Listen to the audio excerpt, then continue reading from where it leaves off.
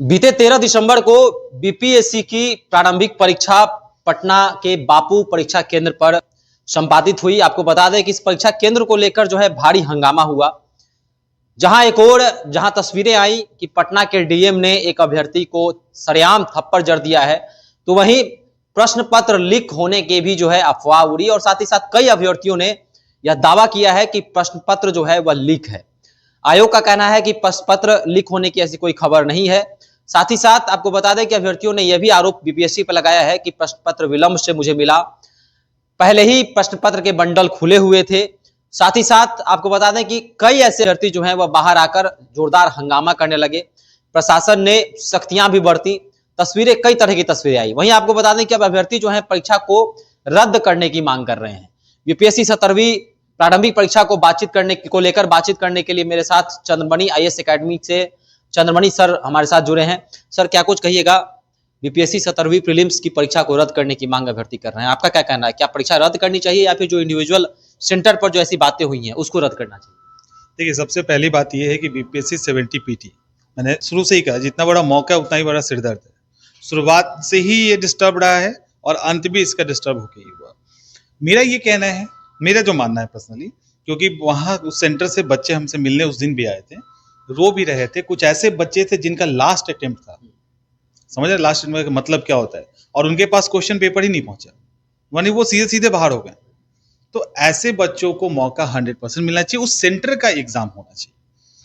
हम इस फेवर में तो नहीं है कि पूरा एग्जाम रद्द हो, लेकिन इस फेवर जरूर है कि उस सेंटर पे एग्जाम दोबारा होना चाहिए।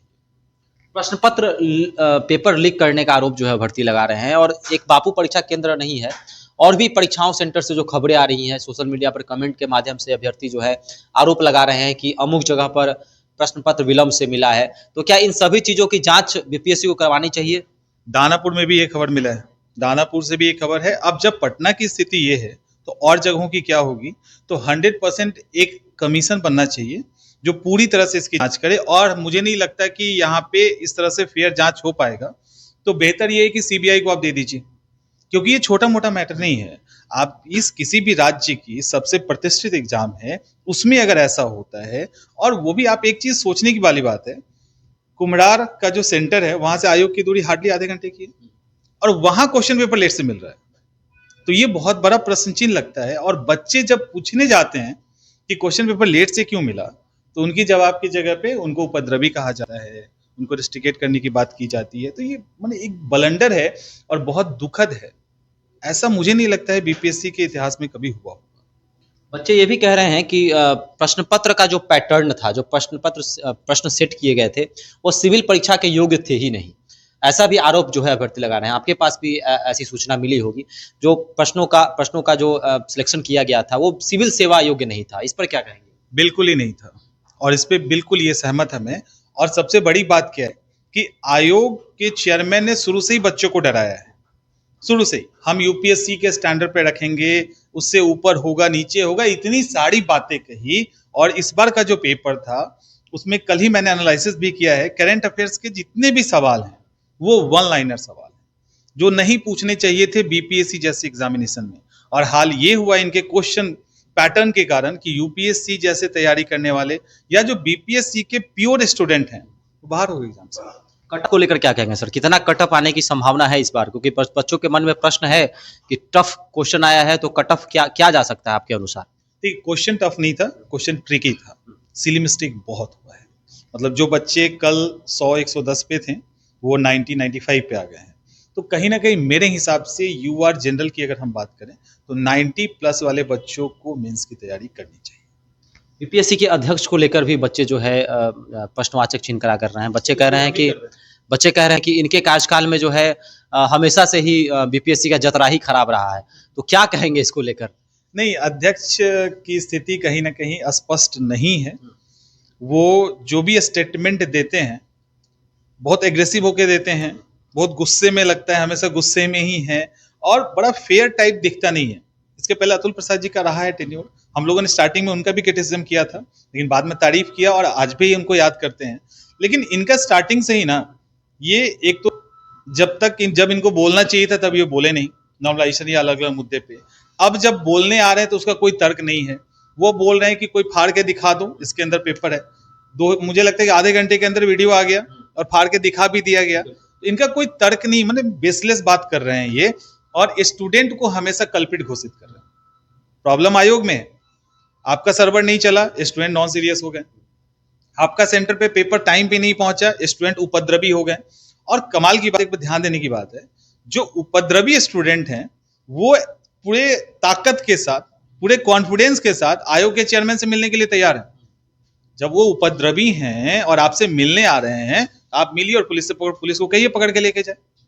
जब उनके अंदर प्रॉब्लम, दिक्कत है कि फॉल्ट आयोग में है और आयोग सारा कुछ स्टूडेंट के मत्थे जड़ना चाह रहा है, और स्टूडेंट तो प्रूफ के साथ, बुकलेट के साथ जा रहा है, ओएमआर सीट को लेके जा रहा है, जो जिसका सील नहीं खुला है वो बुकलेट उनके पास है। तो आपके सामने गेट पे खड़े हैं वो, आप उनसे मिल क्यों नहीं रहे? अगर आप इतने ही सही हैं तो आपको मिलना चाहिए ना उनसे, तो आप मिल नहीं रहे उनसे। तो आयोग तो इस बार की जो स्थिति है आयोग की ना, इसने जो भी रेपो आयोग को पहले मिला था वो सब धूमिल हो चुका है, और चारों तरफ क्रिटिसिज्म ही क्रिटिसिज्म है। इवन ऐसे बच्चे बिहार आए और वो कह के गए हैं कि अब दोबारा हम एग्जाम नहीं देने आए। इस तरह की शर्मनाक स्थिति से अभी बिहार गुजर रहा है। एक और फरमान जो है बीपीएससी आगे जारी कर सकता है। बीपीएससी का कहना है कि अगर कोई भी अभ्यर्थी ऐसे, आपने उपद्रवी कहा, तो बीपीएससी का कहना है कि कोई भी बच्चे अगर ऐसे विरोध करेंगे और पाए गए ऐसे बच्चे, तो उनको 5 से 6 सालों के लिए जो है बैन कर दिया जाएगा। तो ये अगर फरमान लाती है बीपीएससी, तो कैसे देखते हैं इस फरमान को? कैसे नहीं देखते? अगर बीपीएससी ऐसा फरमान लाती है, आप मेरे पास आइएगा, सबसे पहले केस मैं करवाऊंगा बीपीएससी पे। ये खुला चैलेंज, सबसे पहला केस होगा, क्योंकि वो बच्चे लास्ट अटेम्प्ट वाले हैं। कई सारे ऐसे बच्चे हैं जो बिल्कुल जेन्युइन प्योर हैं, वो क्वेश्चन पूछने गए या जो भी हुआ, आपके पास तो एविडेंस होना चाहिए ना, आपके पास तो प्रॉपर एविडेंस होना चाहिए। और अगर कोई ये भी कह रहा है कि क्लासरूम में कैमरा चल रहा था, तो जैमर किस बात का लगाया था आपने? कैमरा मोबाइल के पहुंचा कैसे? या वहां जो कुछ भी हुआ सब कैमरे के अंदर हुआ है, आप फुटेज दिखा दीजिए, कहां कोई दिक्कत है, आप फुटेज दिखा दो। नहीं तो ये भी चर्चा है कि उस इंडिविजुअल एक परीक्षा केंद्र, बापू परीक्षा केंद्र पर कैमरा नहीं लगा हुआ था, उसका मॉनिटरिंग नहीं की जा रही थी। ये भी चर्चा क्यों नहीं की जा रही थी? ये किसका फॉल्ट है? वो क्या एक ऐसा सेंटर था जो जहां लीक नहीं हो सकता था कुछ, या कोई मतलब किसी भी तरह का उपद्रव नहीं हो सकता था, या मिसकंडक्ट एग्जाम नहीं होता? आखिर वहां क्यों नहीं लगाया गया? तो आयोग का फॉल्ट है कि फिर स्टूडेंट का फॉल्ट है?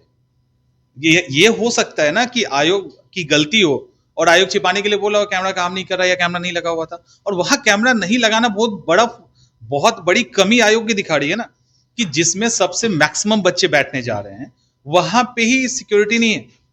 अगर ऐसा है तो आयोग की गलती है और चेयरमैन को इस्तीफा देना चाहिए, सीधा चेयरमैन को इस्तीफा देना चाहिए इस मामले में। चलिए, तो 12,000 लगभग बच्चे थे बापू परीक्षा केंद्र पर, और महज 5,000 ही ओएमआर सीट जो है उपलब्ध बीपीएससी को हो पाया है। तो बड़ी बात है कि कहीं ना कहीं लगभग 40% जो बच्चे हैं वो कहाँ गए? आखिर ये बच्चे जो हैं, माफ कीजिएगा, 40% बच्चे का ही जो है ओएमआर सीट जमा हो पाया है।